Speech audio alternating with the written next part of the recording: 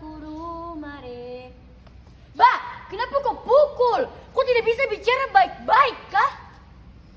Nah teman-teman penasaran kan dengan cerita yang akan saya sampaikan? Tetapi sebelum saya mulai bercerita, izinkan saya untuk memperkenalkan diri saya dan memberi salam. Assalamualaikum warahmatullahi wabarakatuh. Halo semuanya, perkenalkan nama saya Nurina Mila Zafira dari SD Aliksan, Yapis Kota Raja, Jayapura. Hari ini saya akan menceritakan sebuah cerita rakyat Papua yang berjudul Asal Muasal Sungai Yamet. Nah teman-teman tahu tidak Sungai Yamet berasal dari mana? Sungai Yamet berasal dari Kabupaten Asmat, tepatnya di Merauke. Begini kisahnya. Pada zaman dahulu, hiduplah sepasang suami istri bernama Beripits dan Yamet. Pasangan itu sangat pintar berkebun dan memelihara binatang. Setiap pagi mereka pergi ke hutan untuk mencari ulat sagu. Suatu hari, Yamet ingin makan ulat sagu yang telah mereka kumpulkan. Tetapi suaminya Beripits melihat ia memakannya dengan mentah-mentah saja, tidak dibakar maupun direbus. "Woi metua, kenapa kau pergi bakar orang mentah kah?" kata Beripits sambil mendorong mulut Yamet.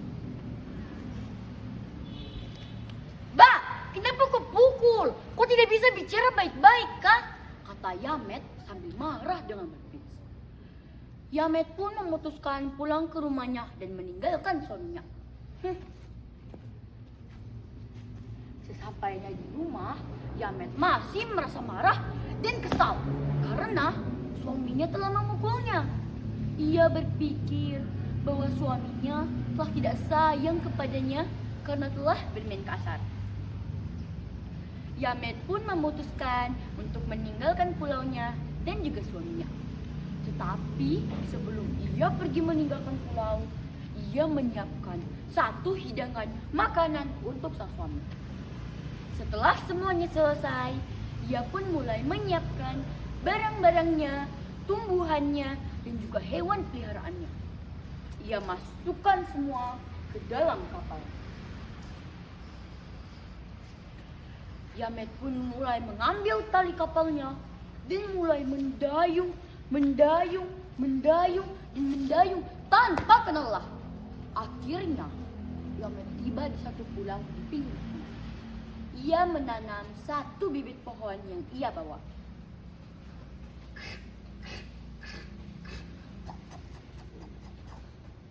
Dan juga melepas beberapa hewan peliharaannya.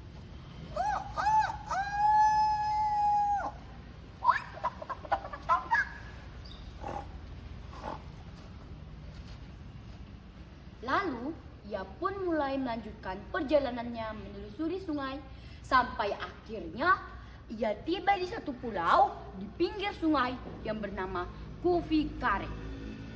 Kita berganti sisi dengan Beripits yang telah pulang ke rumah. Beripits merasa sedih dan menyesal karena istrinya telah pergi ke tinggal rumah. Ia pun memutuskan untuk menunggu istrinya di depan pintu. Saking lamanya istrinya, ia sampai tertidur di depan pintu rumahnya.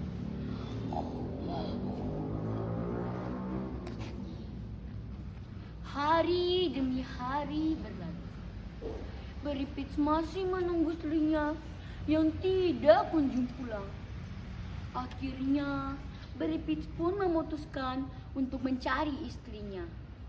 Dia pun mulai mengambil kapalnya dan mulai mendayung. Di perjalanan mencari Yamet, ia bertemu dengan seorang pemuda. "Permisi anak muda, kau ada lihat perahu lewat sini kah?" kata Beripits sambil bertanya kepada anak muda tersebut.